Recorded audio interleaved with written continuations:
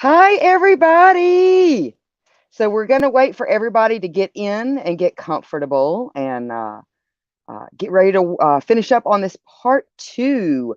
We're going to be talking about the Appalachian area, all the haints and boogers and hollers and beasts and all the crazy things that you could run into one deep, dark night when you're out there by yourself. So let's wait for everybody to get in. And if you're new here, let us know where you're from. We always like new victims here in the crypt. So say hello. Also, I hope everybody had a fantastic um, St. Patrick's Day. Us snakes around here, we still enjoyed the green, so it was a lot of fun. And I have missed you guys. Yes, I'm in my relaxing room today. Mother de LaMorte has been crypt cleaning for the last 3 days. I had got all my spider webs sparkly, and I'm horrible about hoarding. I mean, when you have corpses, the arms fall off. You save them because you think, hey, I might need this at some other time in the future. Well, those were all out today. So all the broken pieces all out. So it's nice and shiny here in the crypt. Um, so let's see what is going on in the chats real quick while we give everybody a little bit of time to get in here. Let's see. So we have Root Speed Bleed Red in the house. Hello, hello. We have Jeff in the house. We have PBDC from Discord in the house. Yes, guys. Okay, so I know that you guys have noticed how weird Facebook has got on top of their normally already strange and censorship and odd and all that kind of stuff. So our new hub, we have created a Discord. I have been working very, very hard, all of us, to get the Discord going. And even the bunnies of chaos are over there to randomly insult you from time to time. You never know when they're going to pop in. But it's really, really cool. I never knew that Discord offered so much. We have normal chats, we have memes, we have live video chats, audio chats, streaming, all kinds of really, really cool stuff. So definitely go to our websites. You can go to both our websites, Psychomantium13 and psychobunnydc.com, and follow the rabbit, the white rabbit, into our Discord. There is an invite right there at the beginning of our website pages. And just follow that to our Discord and become a Bunny Clutch member. Yes, and Aka has been kind enough to put the link down in the chat. Let's see, Jeff Ridgway says people share out the feed and say hi to her. She's an awesome person and her live feeds are so cool. Well, thank you, Jeff. Thank you so much. We also have Lewis. He's from Western. Lewis, I'm assuming he, if I'm wrong, let me know. But Lewis is from Western Midland or Maryland, is in those mountains. Yes, and we're going to talk about that. I'm going to do a little review of what we talked about last time. And then we're going to get into part two, which actually is some of the things you may encounter or people have experienced while hiking the AT, which is just a way of saying the Appalachian Trail. Let's see what else we got. We've got Calvin in the house. Hi, Calvin. Let's see. We've got Nadine. Hello, Nadine. And she's cleaning her crypt tonight as well. I guess it's just that spring thing, We have Channel 9. Hi, Channel 9. Glad you're here. All right. Stephen B. Kitty Cat. Hi. So glad you're here as well. All right. And please, guys, be generous with the little emoticons. Go ahead and do those as much as you want. Those really do help Facebook know that you're enjoying the feed. And the best way to support us independent artists is, and it's free, is to simply share out these streams with people that you think might enjoy our content. So, and for that, we are so grateful. We have the best group of supporters ever. So we really, really do appreciate you. All right, so let's go ahead and get started, kind of to catch back up, kind of what we talked about a little bit last time. because I know I'm not as regularly on here as I normally am. And that's just because we've got a lot of things going on in the background. We've still got a really big project that we're getting started. Um, and we'll announce that once it's kind of out of its beta form or fledgling form. And we have that up to share with you guys. And of course, all new news will go through Discord as well. So if anything, if you know you have a hard time finding something, go to our Discord. You'll be able to find it there.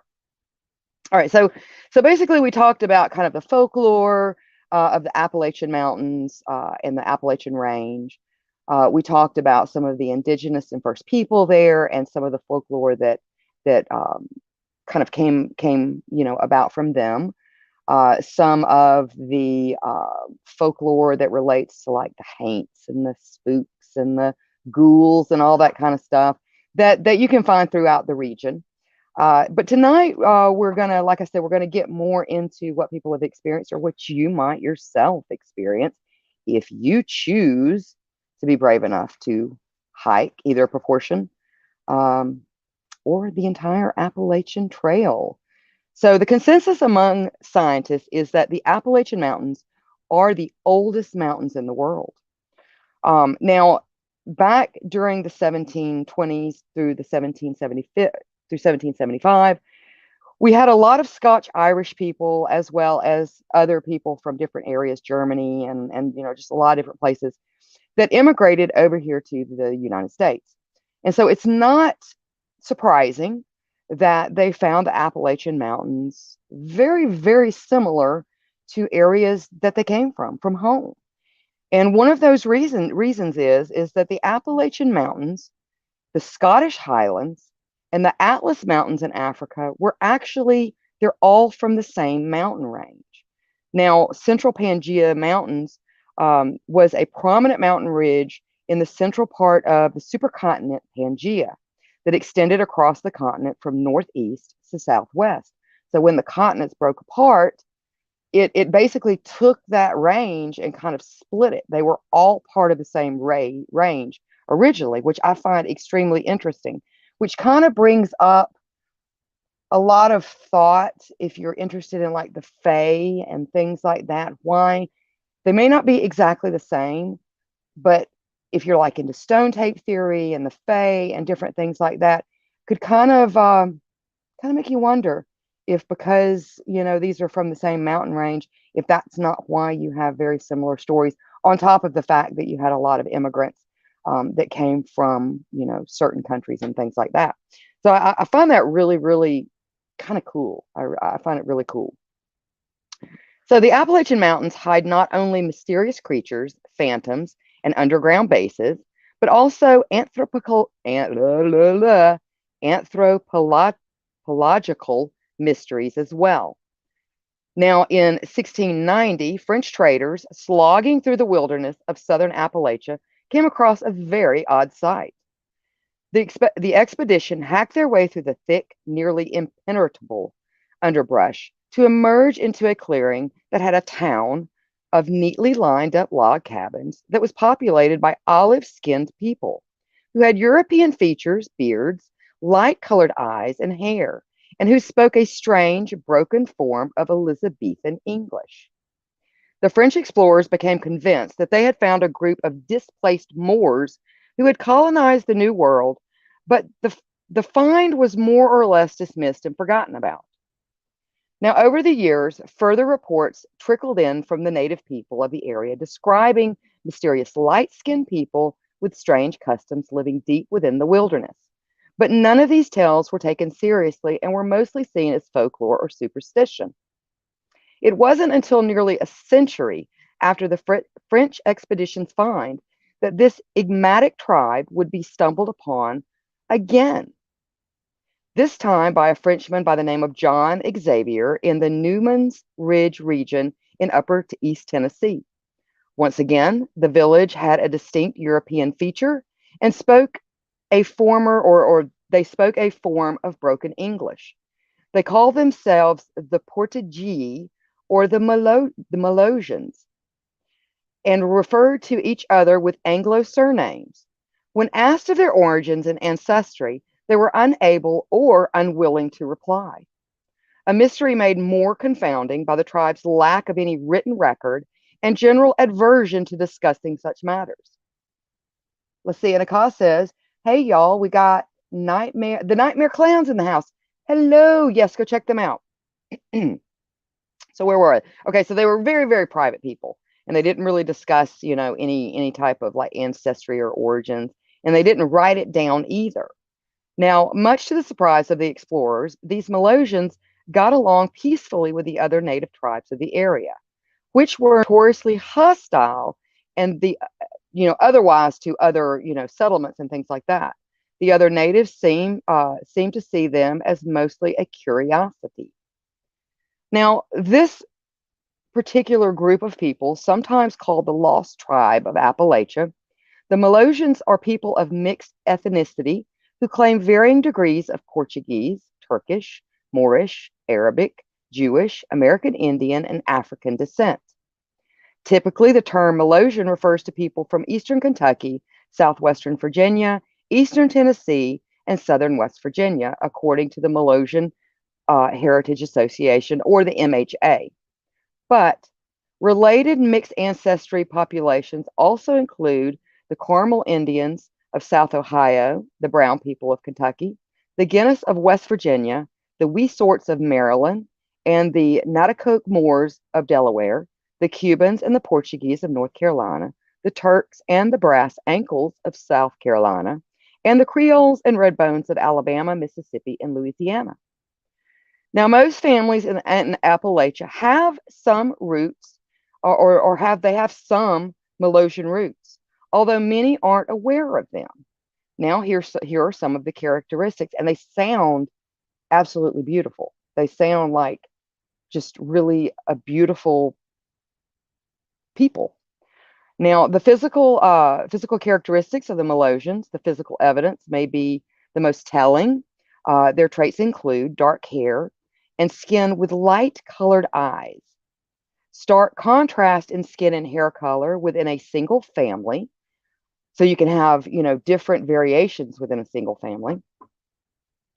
They can have American Indian features, a partial or a particular or peculiar type of bump or ridge at the back of the head, usually just above the neck.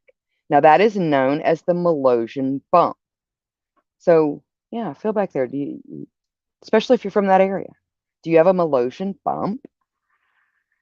So, what race are the Melosians? The Melosians' origins are still being debated. Some researchers believe they descended from the lost colony of Roanoke and ended up marrying into the American Indian families. Others say the Melosians descended from the legendary Welsh explorer Maddox, who supposedly explored the southern Appalachian region in the 1100s. Still others theorize that the Melosians were merely a triracial mix of Caucasian Europeans, escaped African American slaves, and American Indians. Now, N. Brent Kennedy, founder of the Melosian Research Committee and author of The Melosians, The Resurrection of a Proud People, says that the Melosians are a people of apparent Mediterranean descent who may have settled in the Appalachian wilderness before 1567, 40 years before Jamestown. They are a people who almost certainly intermarried with different tribes within the American Indian or First Peoples population. The origins of the word Melosian. Now, this is what I find interesting, and it's going to kind of tie into, or at least for me, kind of the mystery kind of surrounding almost fairy tale-ish that comes from these areas. So the origin of the word Melosian is a mystery too. Some researchers assume the word stems from the French word meaning mélange, which just simply means mixture. However, the word Melosian, as it is pronounced today, exists in Old Spanish folk songs, and the Arabic translation is the Melun jinn. And yes, we are talking about the fabled jinn. So are these a lost tribe of jinn? Who knows? Who's to say? So now for those with the desire to see some of these weird phenomena themselves, a good way to travel through the region is by way of the Appalachian Trail. And that's what we're going to get into here in just a minute. I just wanted to check the comments and see what is going on. And we have William Matthews in the house. Hello, William. Hi, Mikey. Hi, Sykes. Let's see. And thank you, William. Thank you very much for sharing it out. We have Lico in the house and Dizzy. Hey, guys. So glad you're here.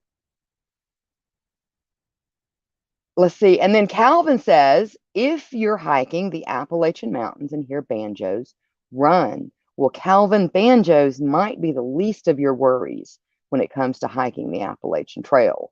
Now, there are a lot of human elements in some of the danger besides your bears and your bobcats and all sorts of other creatures that could reach out and snatch you and never be seen again. But yes, if you hear banjos, you might want to be concerned.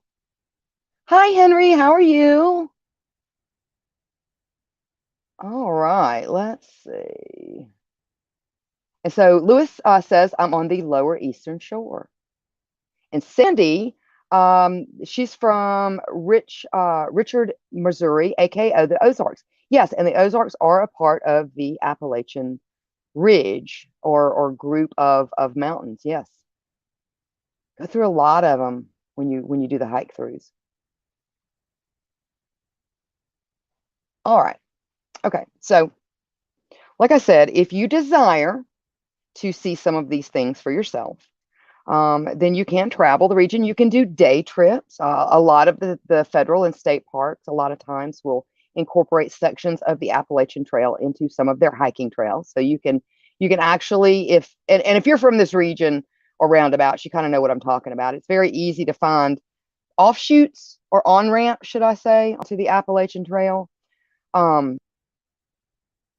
But itself, the Appalachian Trail itself, it stretches approximately 2,200 miles through scenic wooded terrain from Springer Mountain here in Georgia to Mount, and I hope I say this right, Katahdin in Maine. It goes all the way to Maine. The trail is one of the longest in the United States and is popular with hikers, many of whom attempt to walk its entirety within a single season. However, it is also an incredibly difficult hike. Although 3 million people walk parts of the trail each year, only about 10 to 15% of people who start really actually make it all the way through. It's very rough on you, and dehydration and dysentery and lots of other really nasty little diseases and sicknesses and things like that can get you when you're out there on your own in the wild for a long time, because it can take months to do a complete hike through. So you have to really know what you're doing, like if you decide to do it all the way through. So so along its routes, one might discover abandoned homesteads, battlefields, cemeteries, sites of murder, and strange geological formations. And I'm going to start out about talking about the strange geological formations because they tie into a group of people, a mysterious group of people known as the moon-eyed people. Now, deep in the woods of North Carolina, once lived a group of occupants mysterious to the indigenous people who made contact with them. So even for the Indians, they were seen as a separate, mysterious, and somewhat odd group of people. They were a small, pale, nocturnal race found in Cherokee tradition. The so-called moon-eyed people of the Appalachian Mountains remain a legend in the area to this day, and one that still drives researchers to learn just who these people may have been. Now, as legend has it, the moon-eyed people were an entire race of physically small inhabitants of a wooded area near what is now Murphy, North Carolina.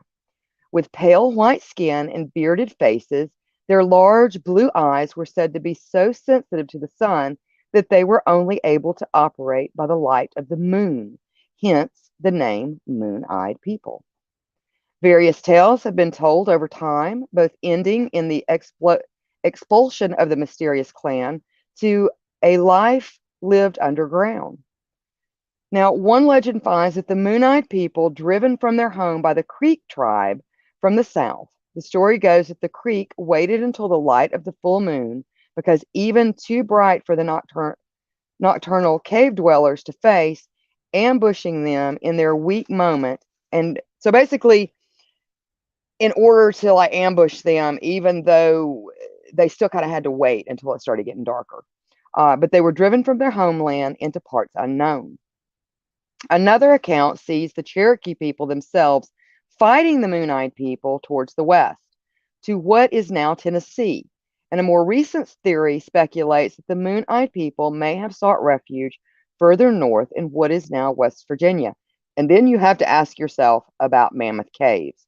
Now, I'm not really going to get into Mammoth Caves, and guys, believe me, what I'm touching on is just a drop in the bucket of what kind of legends and folklore and stories and things like that that encompass this area. I mean, for its 2,000 plus miles, there has to be a ghost story, an urban legend, a dark history fact, something for each of these miles. I mean, that is how long people have been, telling stories of this area. So while many are quick to assume that this legend is but one of many found in Cherokee folklore, one glaring distinction remains. Unlike many supernatural entities found in Cherokee mythology, the Cherokee refer to the Moon-Eyed people as a separate race of people found inhabiting the earth at the same moment as they, in time before Columbus would even discover America. The physical differences between these indigenous peoples and their light-skinned counterparts immediately suggest to many that the mysterious Moon-Eyed tribe descended from a group of others, whether those be white settlers who eventually landed themselves in the Appalachian Mountains. A look back at the late 1100s may help to provide answers or simply add yet another layer of mystery to the Moon-Eyed people.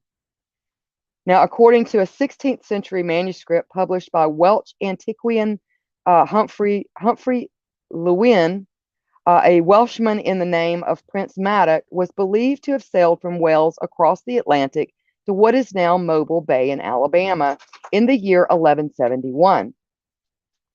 Now, legend has it that upon arriving, Madoc and his crew ventured north along the Alabama River towards the Tennessee Valley and were never heard from again.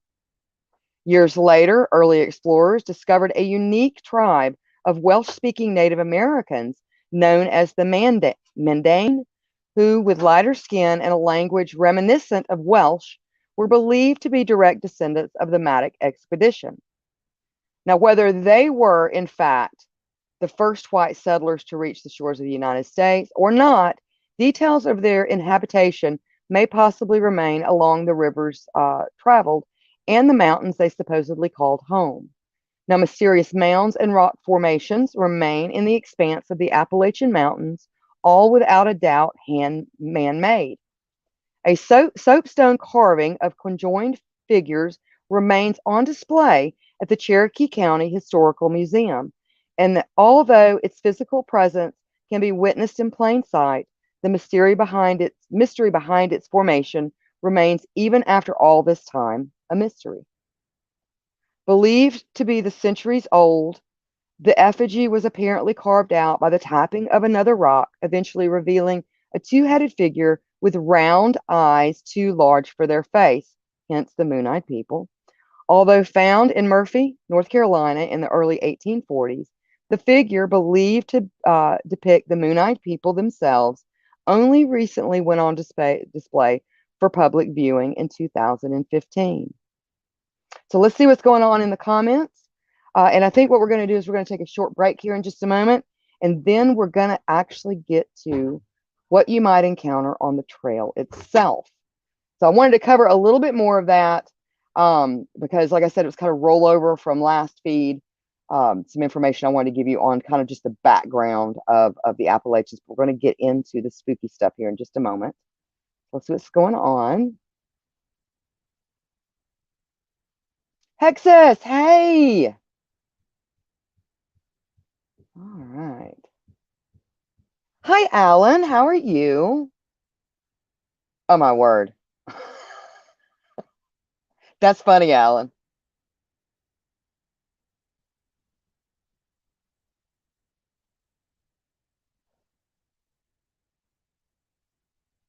And then Nadine says she loves the Fae. My favorite is the Duenade. I can never say that right. Gnomes in Latin America. And even though they go by different names, when you really look in, and like I said, I'm not even, it's just a drop in the bucket of what I'm touching on today. Um, but if you really want to research this, there are so many stories. But I find even though the names, Nadine, are different, some of the kind of like behaviors or descriptions of like, gnomes and fairies and dwarves and goblins, they're all very similar to a lot of the cryptids and creatures that have been reported coming out of this area. So I find it just very, very interesting. And then Calvin says his father is from Eden, North Carolina. Very cool. See, I'm originally back 200 and something years ago from the Tennessee Valley. Um, so yeah, I got some of that Appalachian blood in me as well.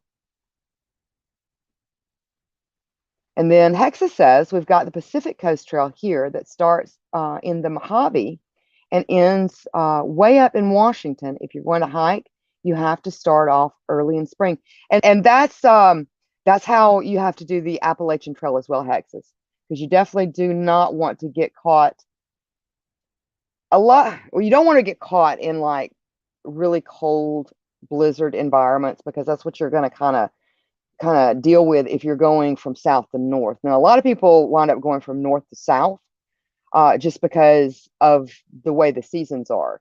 Sometimes it's a little bit easier. Hi, Tanya. Hi, William. All right, let's see. Yes, lions and tigers and bears. Oh my, exactly, Stephen P. Kitty Cat. All right. Okay, so let's take a short commercial break. Go get you something to drink, and we'll be right back.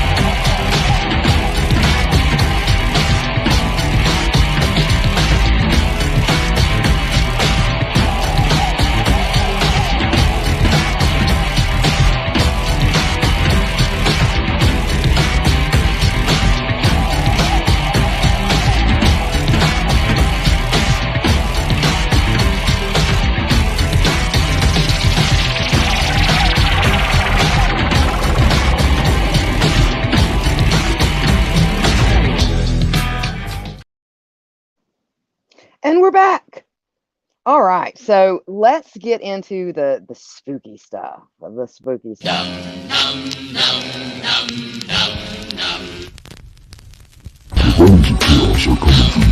The bodies of chaos are coming for you. The bodies of chaos are coming for you. Good morning. And see, I thought we had them corralled to Discord. I thought by giving them a speaking role in Discord would keep them off of our other platforms. But the bunnies of chaos, they've always got to come in and start some chaos. So, all right. So if you were going to hike the Appalachian Trail, some of the things that you might experience, or some of the things that some have experienced. Now, on the North Bend Trail, or Rail Trail, that's kind of a little tongue twister. On the North Bend Rail Trail in West Virginia, that area is known for its tunnels, okay, especially its haunted tunnels. The tunnels on the Baltimore and Ohio Railroad line between Grafton and Parksburg, West Virginia, were built just after the Civil War, between 1867 and 1870. Now, by the late 1950s, railroad freight cars were getting taller and wider. The narrow, low tunnels on the B&O line, ever forward, ever, what was that saying about the railroad man? Ever onward, ever forward. Anyway, the narrow, low tunnels on the B&O line were creating a problem for areas that referred to as bottlenecks. So basically, what was happening was is the trains were getting larger, and the tunnels still, Civil War era, were very small. They were made for much smaller trains, and they referred to this as the bottleneck by railroaders because of the difficulty of getting the large trains through the tunnels. Now, the B&O decided to do a clearance project, widen the tunnels and raising the roofs to accommodate the new trains. Now, some of the tunnels were made into what they called daylight. They were daylighted or had their roofs removed so that they were just basically open cuts instead of tunnels as part of the project. So it would just be like, just an area that had really high banks, which was once a tunnel with the roof taken off. Now, instead of the tunnels as part of this project, but 10 of the original tunnels remain today. Hikers passing through them while doing a hike through them regularly, almost unaware of the ghostly legends connected with several of these tunnels. There's stories from grisly deaths, apparitions, strange noises, and frightening experiences, just to name a few. Of these tunnels, now the legend of the Silver Run Tunnel is the most well known and is often the most told. But Mother, I always like the obscure ones because 9 times out of 10, they have some really creepy stories. So tonight, I'm going to tell you about Old Tunnel 21. Now, Old Tunnel 21, however, sometimes referred to as the Lost Tunnel, has its own lesser known but even more eerie legend. People hearing things, they hear things such as voices, wails, and train whistles. Somewhere that the people say you do not want to be after dark. Now, the story behind the mysterious Lost Tunnel 21. So there is fact here with this, and I always find that just really, really cool when I've got meat to dig my teeth into. You know what I'm saying? All right, so on June 6th of 1963, work on the Eatonton's tunnel was progressing well until, without warning, the tunnel collapsed. 3 men were working inside, and all 3 were trapped. It is hard not to imagine the panic that ensued as these other workers tried desperately to free their friends. One of the men was quickly rescued and sustained only a broken ankle. Another was rescued after hours under the rubble, but later died of his injuries. The third worker, Harry Buck Nichols, could not be recovered. Each time the rescue teams tried, more of the tunnel gave way. Finally, with the consent of Nichols' family, the tunnel was then sealed with Nichols' remains still inside. That wasn't that long ago, 1963, even though it seems like a long time ago. In my 100 and something, 200 and something odd years, it's just that's not that long ago. So it was basically sealed and he was left there. A new tunnel was constructed close by. And I find this strange. No marker was placed at the site in remembrance of the lost worker, and today only a muddy footpath leads to the original tunnel, which is really kind of sad and really odd and kind of makes you wonder, was he just, and being, dead myself, I hate to speak ill of the dead, but it just makes you wonder, was he like not a nice person? But there is no marker, nothing, to show that he's entombed there, or that it's some sort of sacred ground. Buck Nichols still rests beneath tons of dirt in that collapsed tunnel.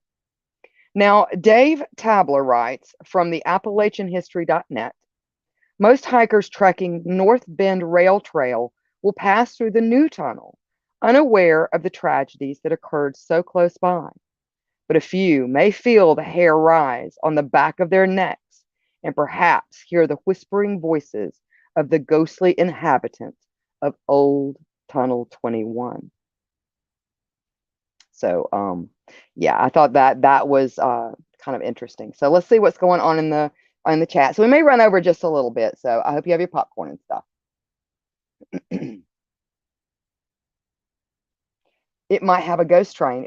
I am probably would not be surprised if there aren't sightings of ghost trains at all.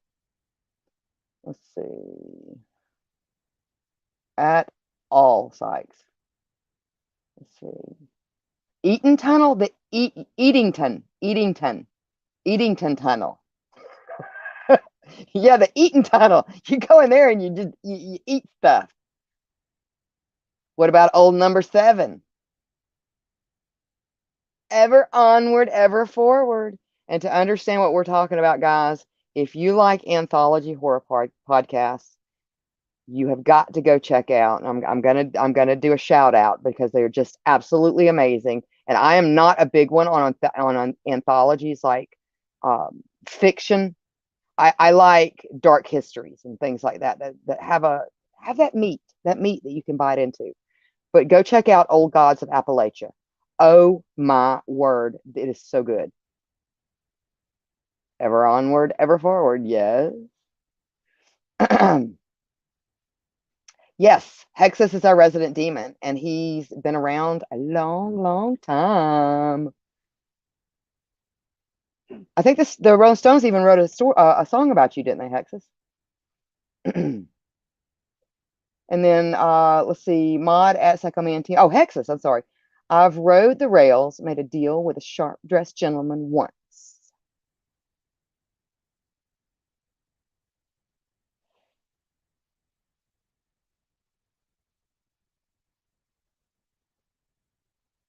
Okay, and then Alan says that he's known some people that have tried to do the through hike um, of the Appalachian Trail. Yeah, read up on that. There's like a lot of nasty stuff that can happen. Besides the fact that you might just disappear and nobody ever see you again. You could become either bear poop or who knows? Who knows? So, all right. So now one of the most renowned damned places just off the AT is in Connecticut. It is an abandoned and allegedly cursed town by the name of Dudleytown, also known as the Village of the Damned. Like much of Connecticut, settlers came to the area around what is now the quiet little town of Cornwall in the mid-18th century, and that includes the first Dudleys, who came from England via Guilford to the Hitchfield Hills in 1747. They helped to create what became a thriving community known as Owlsbury, primarily fueled through the region's growing iron industry. Homes were built, the land was farmed, iron was forged, and the town grew and prospered, or so it seemed. Some attribute the demise of the town to multiple mundane factors, such as the depletion of the farmland, the decline of the area's iron industry, the natural progression of younger Americans heading west to settle new lands, etc., etc., etc. Of course, there are others who simply believe the Dudley clan was cursed, as an inordinate number of Dudleys supposedly came to untimely ends, and that the curse extended to the village that they helped found. Whatever the cause, the Dudleys died off, and the settlement's population continued to dwindle until about the turn of the 20th century, when the last resident finally gave up the ghost and abandoned what was left of the town. The surrounding forest slowly swallowed up the homes and buildings, and today the only remnants of what had been are just a few crumbled foundations and empty cellars. As far as the curse, the story goes that anyone who has tried to live or resettle in what has been known as Dudleytown has come to some terrible misfortune. Over the years, there have allegedly been everything from suicides to demonic possession. Even the famous Warrens recorded a Halloween special from Dudleytown in the early 1970s and declared it officially demonically possessed. Now, just a FYI for your information, the remains of Dudleytown are now on, or the area is now private property owned by the Dark Entry Forest Association. That sounds ominous. Who vigorously discourage all visitors. It is heavily patrolled by local and state police, who will not hesitate to arrest and prosecute trespassers. So you can look and touch with your eyeballs, but you can't go on. So, but it does go a section of the Appalachian Trail does go right by that village of the Damned. So, all right. So let's move on to the second one. Then I think I'll check the chats. Now, from the site Blue Ridge Outdoors, is told. This is told by a witness, and this is something that someone had experienced while hiking through the Appalachian Trail. The odd experience supposedly happened in the summer of 2011 when he was out backpacking along the trail near Catawba, about 15 miles from Newcastle, Virginia, camping out along the way. So he was like, I guess, doing like maybe a short stint, a few overnight like walkthroughs. Now, over the course of these lonely nights, he claimed that on several occasions he was kept awake by what sounded like footsteps crunching outside, as well as what he described as grumbling of a voice talking to himself. He convinced himself that it was all in just his ears playing tricks on him, but on another evening he saw something that would disturb him. He said, I managed to collect a fair amount of firewood, and by the time nightfall came, I had a small fire going with a good collection of firewood piled beneath me. Under the reassuring light of the campfire, I started to become more at ease with the deafening silence of nature. I pulled a cigarette from my pocket and enjoyed a casual smoke as I put my feet up. When I tried to ditch the butt in my weakened flame, my throw was off and it landed outside of the ashes. I got up to fix my mistake and to stroke the fire when I turned around to go back to my seat and saw him. Okay. The light was low with my little fire, but I could clearly see a man reaching down with a scorched hand for my firewood. He wore a red plaid with large black burns tearing at his trim and a red ashy beard that smoldered at his face. He quickly looked up, and his vacant white eyes connected with mine. He gritted his teeth and scrunched his nose towards me before quickly leaving the ring of the firelight. He doesn't sound very friendly. The light was low,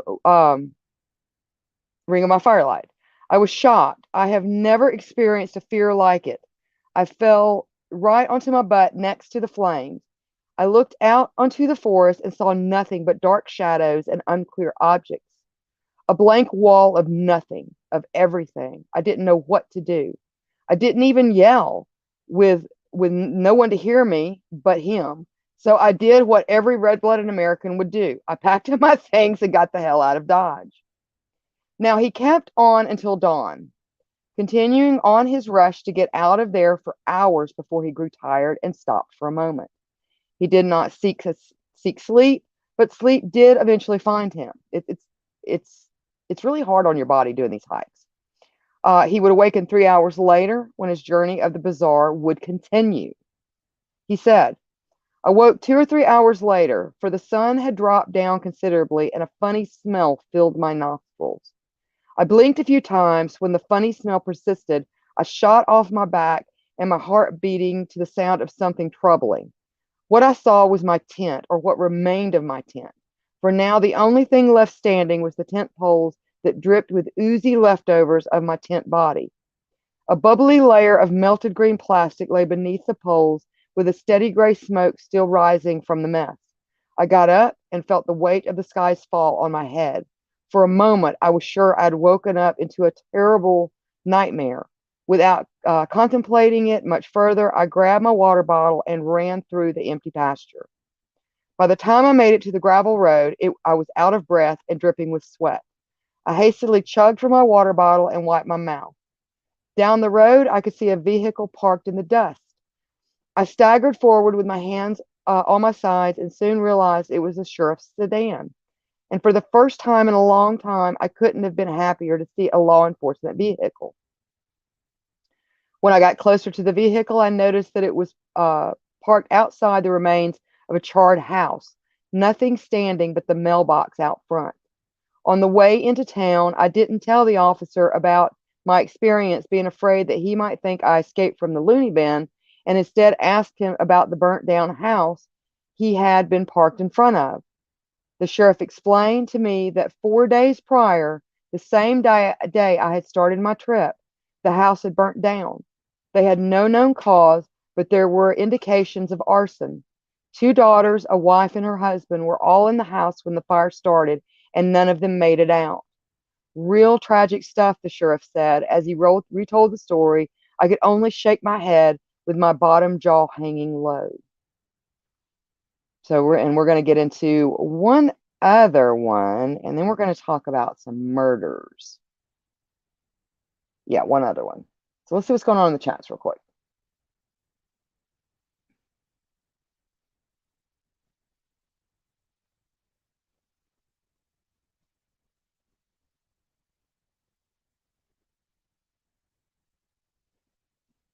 Yes, the green always takes back what it is owed.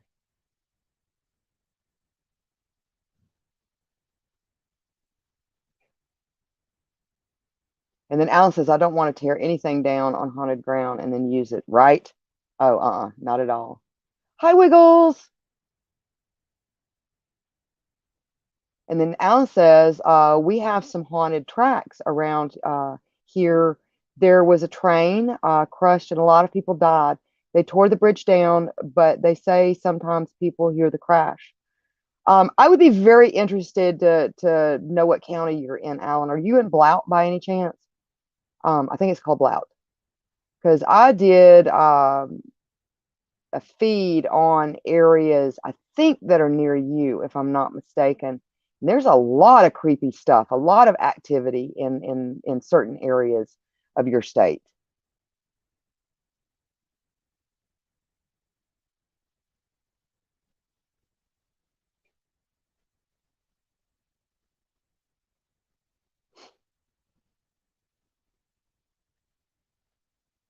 Exactly. 1963 is a blink in existence.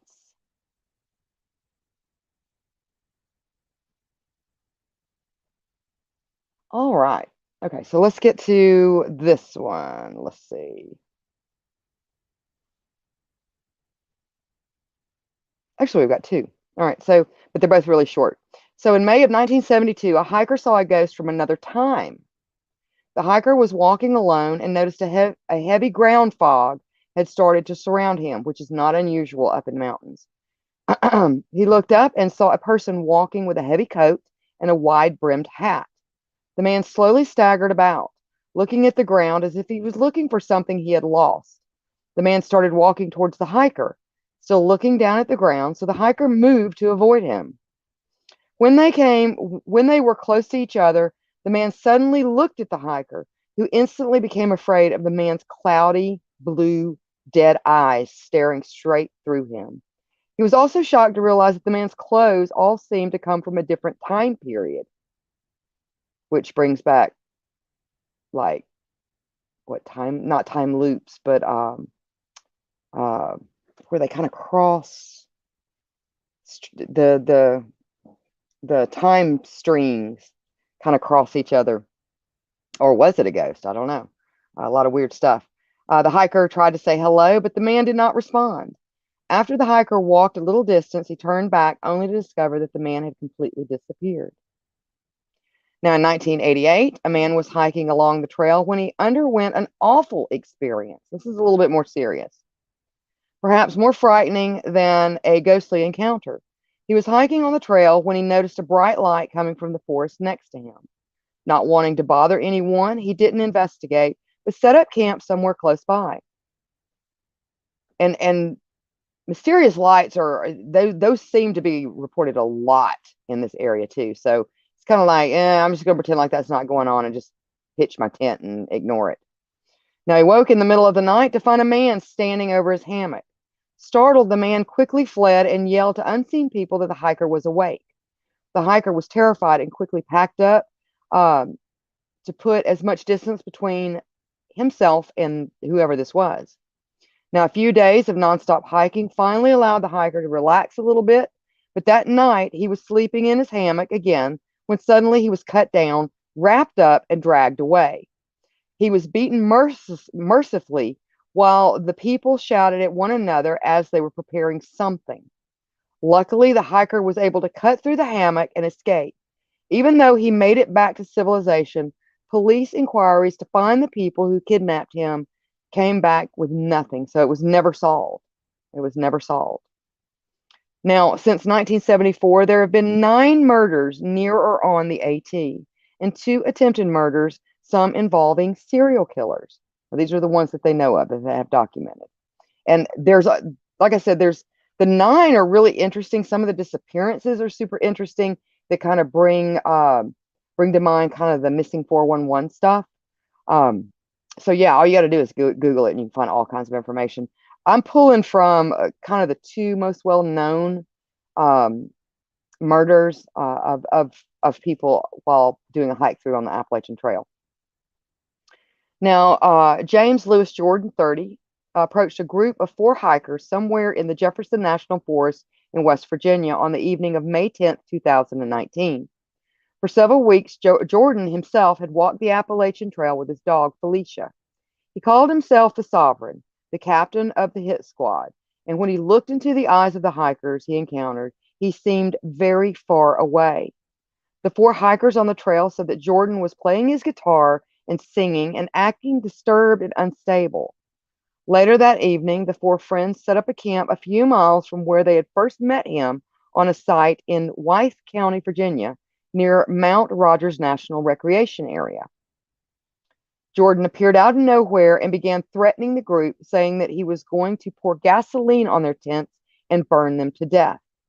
At that point, the 4 hikers decided to relocate the camp. Jordan then confronted them with a knife. 2 of the hikers ran north on the trail to escape. They called 911 at 2:30 a.m., saying that they were being chased by a madman with a knife. Now, Jordan eventually gave up the chase of them and returned to the campsite and began verbally abusing the other 2 hikers, a man, 43-year-old Ronnie S. Sanchez Jr. of Oklahoma, and a woman. Let's see, Sanchez and Jordan started arguing when Sanchez tried to dial 911 from his cell phone. At this point, Jordan began stabbing him in the upper torso as the woman looked on. Sanchez had served 3 tours in Iraq and 16 years in the U.S. Army in total. He had returned to the United States with PTSD as well as combat-related injuries, according to his former wife. Now, Elizabeth Sanchez. He didn't like to talk about it. He didn't like to be around people. Wouldn't even go to the grocery store in the daytime. He had the trail name Stronghold and told his ex-wife he found peace and clarity on the trail. He began his trek early in the season, figuring he'd average a slow pace that mostly due to a knee and a shoulder injury. Now, when Sanchez fell to the ground, covered in blood from the knife attack, the female hiker attempted to run away, with Jordan in pursuit. When he had chased her down, she raised her arms in surrender, and he then began stabbing her repeatedly, at which point she fell to the ground as well. Fortunately, she played dead, and Jordan then left and returned to the campsite without finishing her off. Now, after Jordan left the scene, the female hiker got up and continued to run down the trail, eventually coming upon other campers who were just off the trail, who then helped her hike 6 more miles to the trailhead, where they called 911 to report the stabbing. She was transported to a nearby medical center in Bristol, Tennessee. Jordan made his way back down the trail and approached another pair of backpackers who were asleep in their tent, shouting at them that he needed a flashlight. They were real reluctant to talk to him. They thought it was a little unusual, said Wythe County Sheriff Kenneth Duncan at a press briefing. They didn't even see the person, and luckily they didn't come out of the tent. Now, using pings from a nearby cell phone tower, authorities were able to locate the proximate location of the first stabbing, and the tactical team of the Wythe County Sheriff's Office then began the 4-mile hike to the crime scene. At 6:14 a.m. the next morning, the team arrived at the campsite where the first attack had occurred. There they found Sanchez's body, who had died from his injuries, along with a dog, which then led the team to the suspect. The deputies found blood on Jordan's clothes and arrested him. So that's basically what happened on that one. But that's one of the better known. I'm going to talk about another one that was, to me, is even more gruesome and really quite terrifying. But let's see what's going on in the chats real quick.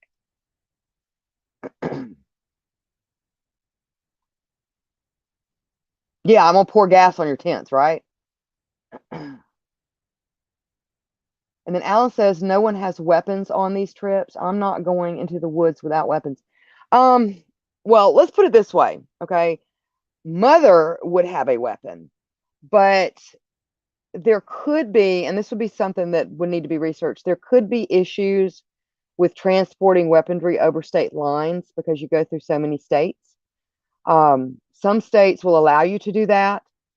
Some states will not. And being that you're not in a vehicle, they're actually being carried on person or in a backpack, could present legal problems. Plus, you go through a lot of federal parks that don't allow firearms and things like that. Would I have one? I would absolutely have one. I'm sorry, I just would. Then you've got a lot of people that are, and I don't mean anything disparaging by this, but you have a lot of people that are kind of pacifists that really kind of enjoy hiking and stuff, that may not know how to handle situations like this. So that probably is, I would think, maybe the main contributing factor to, things. But all in all, I mean, as far as like being murdered on the trail, like documented murder on the trail, um, that's relatively low for deaths since the 1970s. Um, Disappearing and never being found again, that's something altogether different. Lots of people disappear. So I don't want to be disappeared. You know what I'm saying?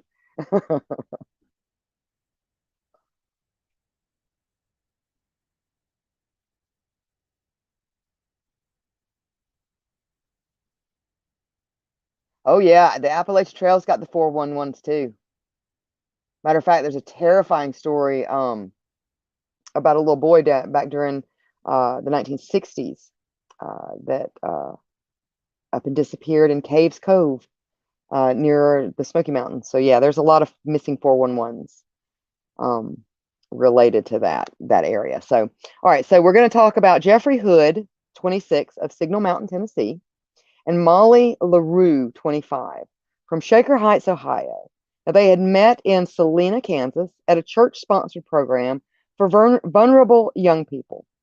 After they were laid off, they decided to hike the Appalachian Trail together over a 6-month period, starting in Mount, and I'm going to have a hard time again, Katahdin in Maine on June 4th of 1990.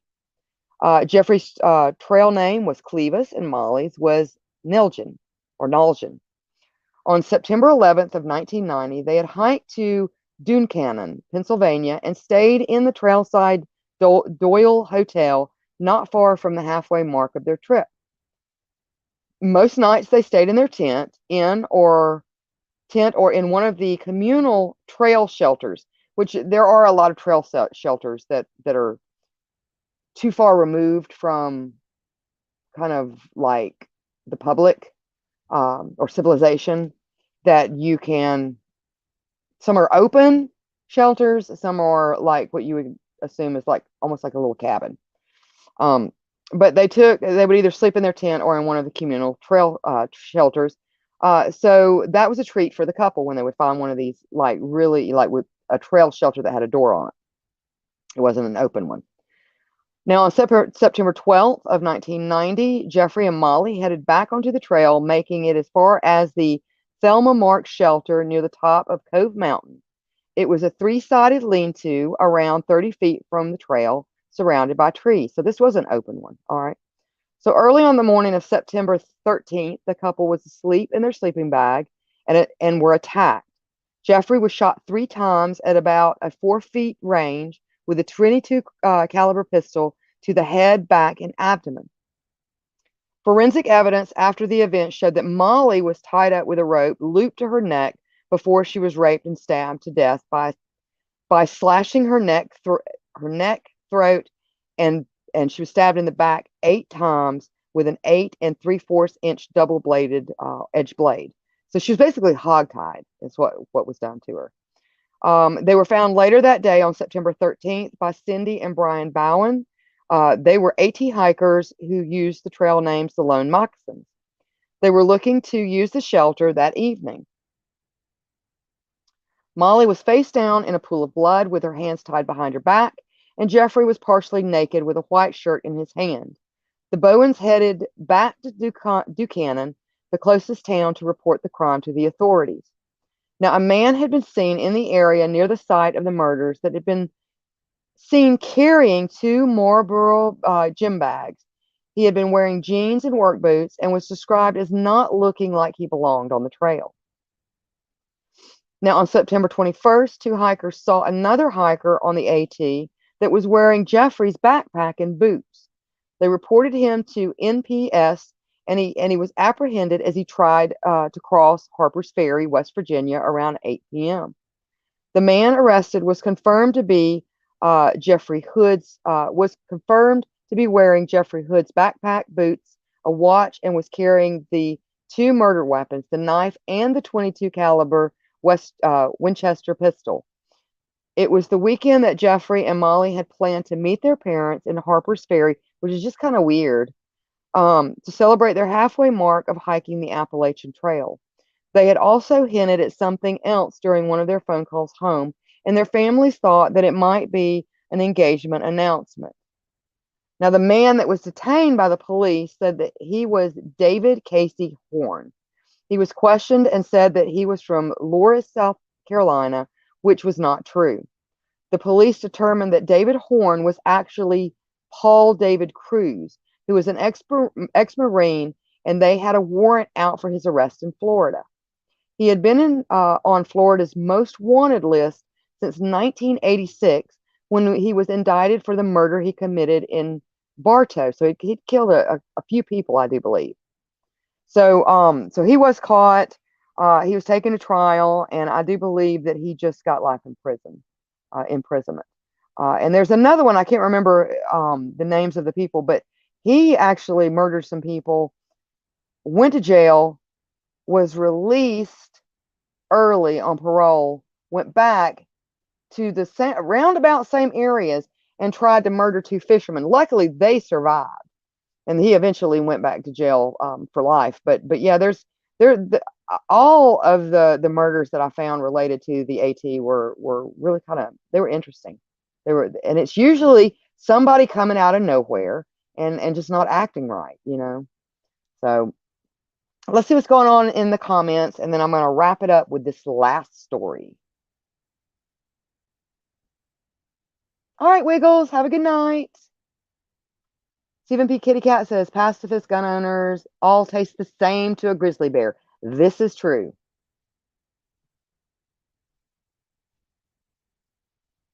All right, so let's finish it up with this. I'll leave you with this one. So children usually make everything creepier. And that's what makes this man's tale even more frightening. By his account, he was backpacking along the Appalachian Trail with a few people when something very bizarre happened. He and his group woke one morning to find their campsite surrounded by a thick mist. As they were packing up, which is not unusual, but as they were packing up, they started to hear hear what sounded like children's laughter coming from all around them.